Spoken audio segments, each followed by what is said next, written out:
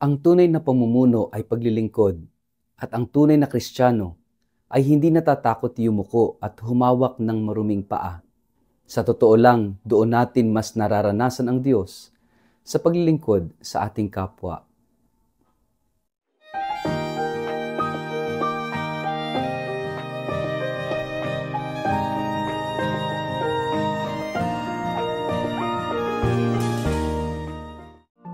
Ang mabuting balita ng Panginoon ayon kay San Juan. Bispiras na noon ng Paskwa, alam ni Jesus na dumating na ang takdang oras ng kanyang pag-alis sa daigdig na ito upang bumalik sa Ama.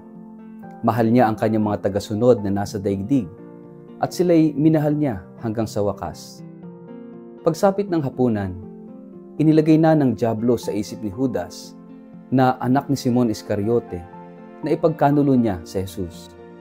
Alam ni Jesus na ibinigay na ng Ama sa kanya ang buong kapangyarihan at alam niyang siya'y mula sa Diyos at babalik sa Diyos. Kaya't siya'y tumayo mula sa hapag, nag-alis ng panlabas na balabal at nagbigkis ng tuwalya sa baywang. Pagkatapos naglagay siya ng tubig sa palanggana at sinimulang hugasan ang mga paa ng mga alagad at punasan ng tuwalyang nakabigkis sa kanyang baywang. Paglapit niya kay Simon, sinabi nito sa kanya, "Panginoon, huhugasan niyo ba ang aking mga paa?" Sumagot si Jesus, "Hindi mo nauunawaan ngayon ang ginagawa ko, ngunit nauunawaan mo rin pagkatapos." Muling nagsalita si Pedro, "Hinding-hindi ninyo huhugasan ang aking mga paa." Ngunit sinabi ni Jesus, "Kung hindi kita huhugasan, wala kang kaugnayan sa akin." Dahil dito'y sinabi ni Simon Pedro, "Kung gayon, hindi lamang ang mga paa ko, kundi pati na rin ang aking mga kamay at ulo." Sumagot si Jesus, "Ang nakapaligo na ay hindi na kailangang hugasan pa, maliban sa kanyang mga paa, sapagkat malinis na ang buo niyang katawan, at kayo'y malinis na. Subalit hindi lahat kayo." Dahil alam na ni Jesus kung sino ang magkakanulo sa kanya, kaya sinabi niyang malinis na sila. Subalit hindi lahat. Nang mahugasan na ni Jesus ang kanilang mga paa, muli niyang isinuot ang kanyang balabal at nagbalik sa kinauupuan niya. Sinabi niya sa kanila, "Nauunawaan ba ninyo kung ano ang ginawa ko sa inyo? Tinatawag ninyo akong guro at Panginoon, at tama kayo, sapagkat ganoon nga ako. Kung ako ngang Panginoon at guro ninyo ay naghugas ng inyong mga paa, dapat din ninyong hugasan ang mga paa ng isa't isa. Binigyan ko kayo ng halimbawa upang inyong tularan." Ang mabuting balita ng Panginoon. Word of the day, hear what God has to say.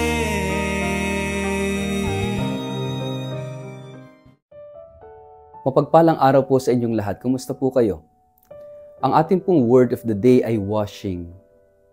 Mga kapatid, ngayong ipinagdiriwang natin ang Huwebes Santo, sabay-sabay tayong pumapasok sa pinakabanal na mga araw ng ating pananampalataya. Sa gabi ring ito, ginugunita natin ang tatlong mahalagang pangyayari. Una, ang pagtatatag ng banal na Eucharistia. Ikalawa, ang institusyon ng pagpapari. At ikatlo, ang mapagpakumbabang paghuhugas ng paa ng mga alagad.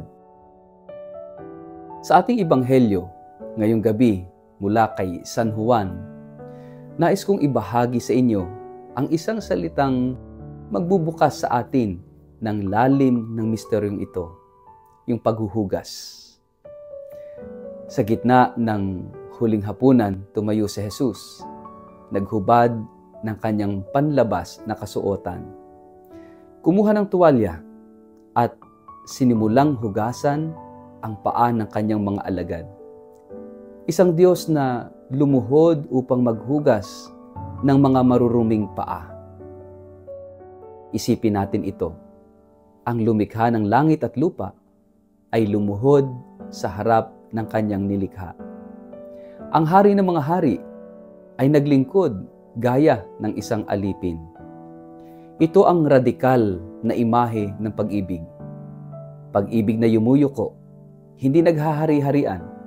Hindi siya naghugas ng kamay tulad ni Pilato. Naghugas siya ng paa upang ipakita na ang tunay na kapangyarihan ay nasa paglilingkod. Kapag tayo naghuhugas ng paa ng iba, hindi lang tayo naglilinis, tayo nagpapakumbaba.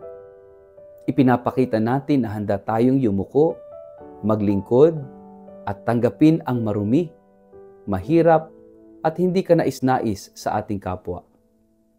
Marahil ang pinakamahirap hugasan ay hindi ang mismong paa kundi ang mga alaala ng pagkasugat, tampo, inggit o galit sa ating puso. Ngunit sa Huwebes Santo, tinatawag tayo ni Kristo, gawin ninyo sa isa't isa ang ginawa ko sa inyo. Kaya't ang paghuhugas ay hindi lamang ritual. Ito ay puso ng Kristiyanong buhay at buhay.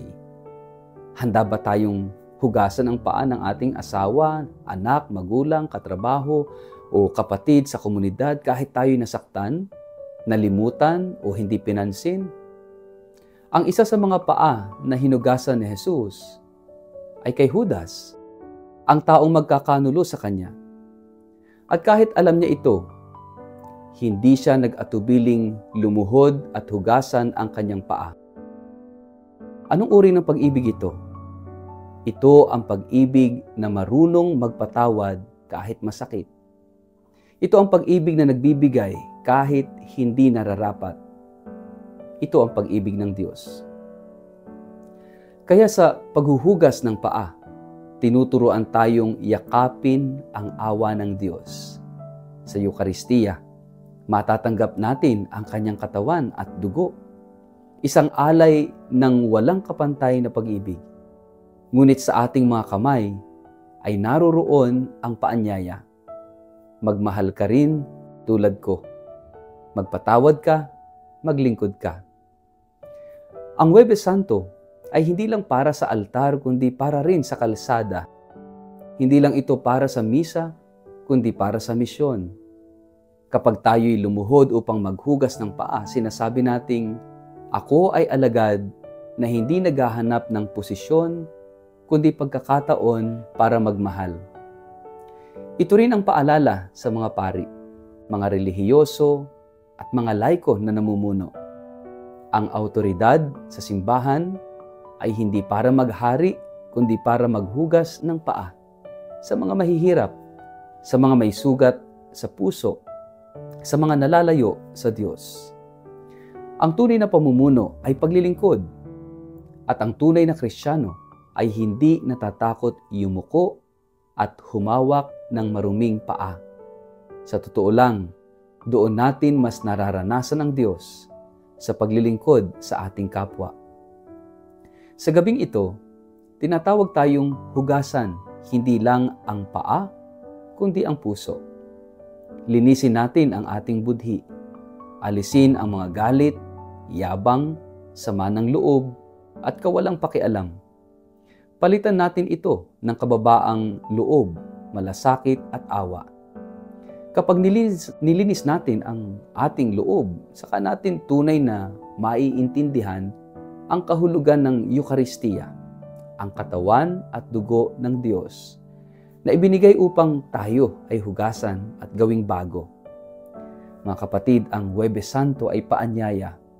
Maghugas tayo, hindi ng kamay para umiwas, kundi ng paa para maglingkod. Hindi ng iba lang, kundi pati ng ating puso, upang muling magmahal. Hindi dahil tayo banal, kundi dahil tayong lahat ay hinugasan muna ni Kristo. Sa bawat paghuhugas, may pagpapakumbaba. Sa bawat pagluhod, may pag-ibig. At sa bawat paglilingkod, naroon si Kristo. Kaya nga, paglingkuran mo ang iyong kapwa, yakapin mo ang kapatawaran, at ialay mo ang sarili mo gaya ng ginawa niya. Iyan ang tunay na diwa ng Huwebes Santo. Iyan ang tunay na diwa ng paghuhugas. Sa ngalan ng Ama, at ng Anak, at ng Espiritu Santo. Amen. Ama naming Diyos, tulungan at turuan mo kami na maghugas ng paa ng aming kapwa at maghugas din ng aming puso. Amen. Pagpalain po kayo at ingatan ng makapangyarihang Diyos, Ama at Anak at Espiritu Santo. Amen.